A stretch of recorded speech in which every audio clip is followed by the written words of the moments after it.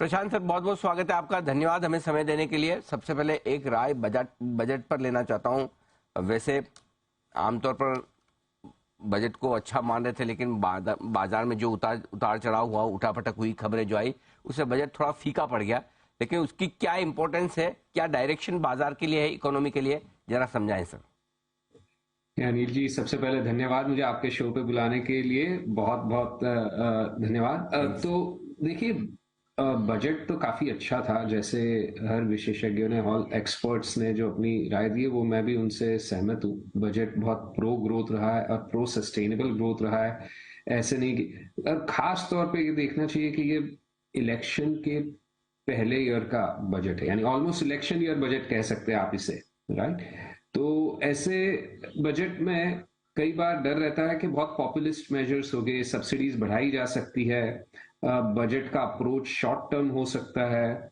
But वो ऐसा कोई नेगेटिव नहीं था बजट में, और नेगेटिव का न होना ही एक अपने आप में बहुत बड़ा पॉजिटिव भी गिना जा सकता है। तो सबसे पहला पॉजिटिव मैं ये कहूंगा कि बजट में कोई भी बड़ा नेगेटिव नहीं था, और कई पॉजिटिव्स थे। जैसे कि कैपिटल एक्सपेंडिचर आउटले काफी इंक्रीज किया गया। 10 लाख करोड़ का जो आंकड़ा दिया है, और 3.3% ऑफ द बजट पहले 2003, 2004, 2005 के सालों में के जो बजट्स थे, उनमें 3% plus of GDP on infrastructure या कैपिटल आउटले हुआ करते थे। फिर काफी नीचे गए थे, और अभी ग्रेजुअली ओवर द इयर्स अपने फिर से इंक्रीज होके 3+% हो गए। तो ये long term growth, sustainable growth के लिए बहुत पॉजिटिव। क्योंकि जो सब्सिडीज होती है वो नियर टर्म के लिए पॉजिटिव होती है। सब्सिडी ड्रिवन कंजम्पशन जो होता है वो साल 2 साल के लिए पॉजिटिव होता है, बट जो इंफ्रास्ट्रक्चर बेस्ड पुश है वो लॉन्गर टर्म के लिए बहुत पॉजिटिव है। And ease of doing business के तहत भी कई पॉजिटिव डेवलपमेंट्स इसमें है, जो कि क्वांटिफाई भले ना कर सको, पर जैसे माननीय फाइनेंस मिनिस्टर ने अनाउंस किया कि 3,400 लीगल प्रोविजंस को डीक्रिमिनलाइज किया गया। इस पे किसी ने इतना ज्यादा ध्यान नहीं दिया है, बट आई थिंक ये सब जो इनिशिएटिव्स है, ये सब अगर इम्प्लीमेंट होती है जैसे एक्सपेक्टेड है, तो those are very good for ease of doing business. तो ये दोनों और या 3 पॉइंट अगर मैं कहूं बजट के लिए, तो एक तो कोई नेगेटिव नहीं था। जो टैक्स वगैरह को लेके, मार्केट के प्रति पर्टिकुलरली लॉन्ग टर्म टैक्स को लेके लोगों को भय था, वैसा कोई नेगेटिव मटीरियलाइज नहीं हुआ। सेकेंड, प्रो ग्रोथ और सस्टेनेबल ग्रोथ था, क्योंकि कैपिटल आउटले पे काफी फोकस था। एंड थर्ड, जो मैंने अभी बताया कि ईज ऑफ डूइंग बिजनेस पे जो ये सरकार का निरंतर फोकस रहा है, वो भी आगे कंटिन्यू रहता दिख रहा है। ओके, तो बजट में ये खास बात ये रही कि एक और जहाँ कैपेक्स बड़ी मजबूती से करके सरकार आगे की तरफ ग्रोथ पर फोकस कर रही है। बाजार का फोकस कहाँ है, क्या लग रहा है सर? मतलब समझ नहीं आ रहा कि कभी कभी ऐसा लगता है कि एक अच्छा बजट वेस्ट तो नहीं हो गया। देखिए, बजट के तुरंत बाद 2-4 दिन बाद तो जो रिएक्शन होता है वो होता है, पन जो लॉन्ग टर्म के लिए ये पॉजिटिव है। और आखिरकार जो एक्चुअल में इम्प्लीमेंटेशन होगा उसका रिफ्लेक्शन स्टॉक प्राइसेस में आएंगे ही आएंगे।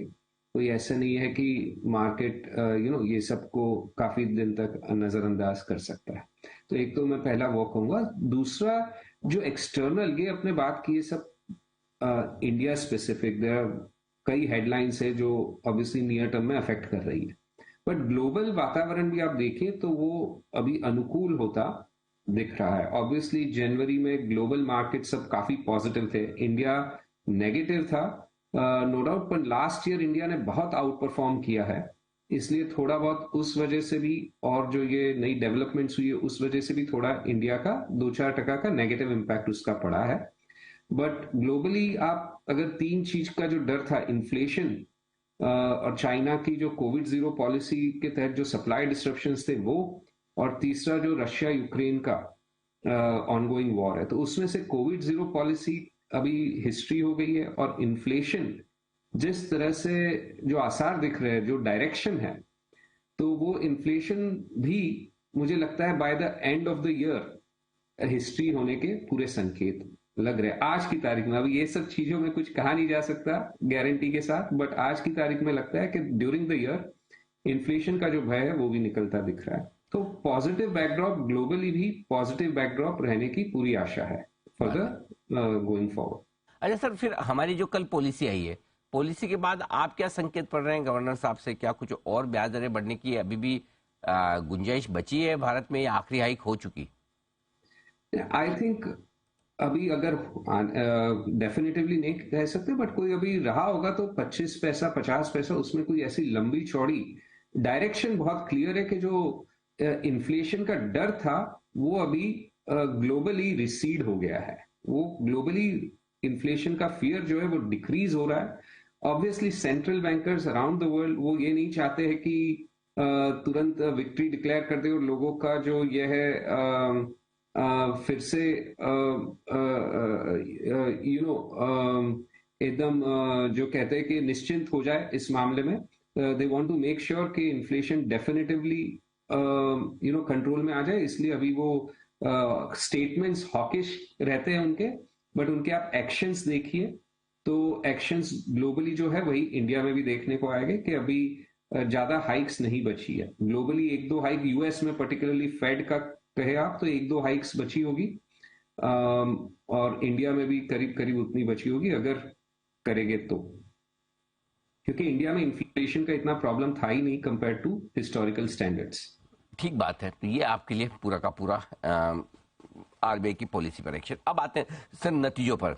रिजल्ट सीजन कैसे देख रहे हैं, और कहां पर आपको लग रहा है कि अच्छे नतीजे आ रहे हैं, वहां फोकस करना चाहिए? सर रिजल्ट सीजन में आप देखिए तो net net on balance in line to positive रहा है। कोई एकदम तोड़फोड़ पॉजिटिव नहीं है और कोई जरा भी इसमें कोई बुरा नहीं रहा है रिजल्ट्स में। अक्रॉस आप अगर सेक्टर्स देखिए तो जहां पे स्ट्रॉन्ग ज्यादा आए हैं, हालांकि एक्सपेक्टेड भी स्ट्रॉन्ग थे, बैंकिंग सेक्टर में काफी अच्छे रिजल्ट्स आए हैं। That is a large part of the index, 25 से 30% बैंकिंग सेक्टर में, तो वहां पे रिजल्ट्स बहुत अच्छे आए हैं, which is a very positive thing for the result season.